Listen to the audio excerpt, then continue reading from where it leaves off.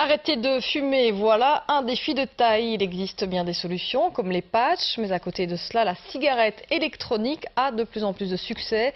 Elle permet de fumer n'importe où puisqu'elle ne dégage pas de fumée mais bien de la vapeur d'eau. Les explications de Christine Calmot et Thomas Quinet. Une petite cigarette au bureau? Celle-ci n'est pas interdite, elle est électronique. Pas de tabac, ni de goudron, encore moins de nicotine. Et la fumée, c'est de la vapeur d'eau. Le résultat en fait du passage sur une résistance du polyéthylène glycol, le PEC 400.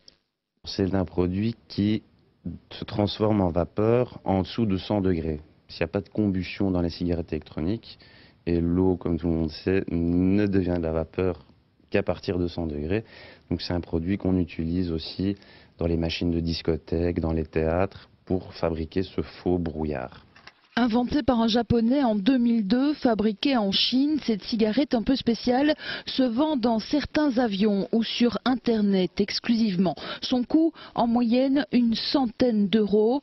Encore méconnue du grand public, elle commence pourtant à séduire des clients assez particuliers, comme certains ministères en France. C'est un gadget qui, pour l'employeur, est très utile et pour l'employé permet finalement de continuer à assouvir son plaisir.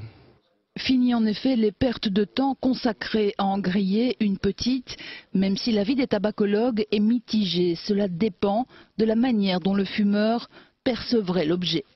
Si c'est pour se donner une assurance quand il est en société, mais qu'il respecte à la fois les législations d'interdiction de fumer dans des lieux publics et qu'il ne dérange pas ses proches par la fumée dégagée, bon, pourquoi pas? Je veux dire, c'est pas pire qu'un cure-dent ou un bâton de réglisse.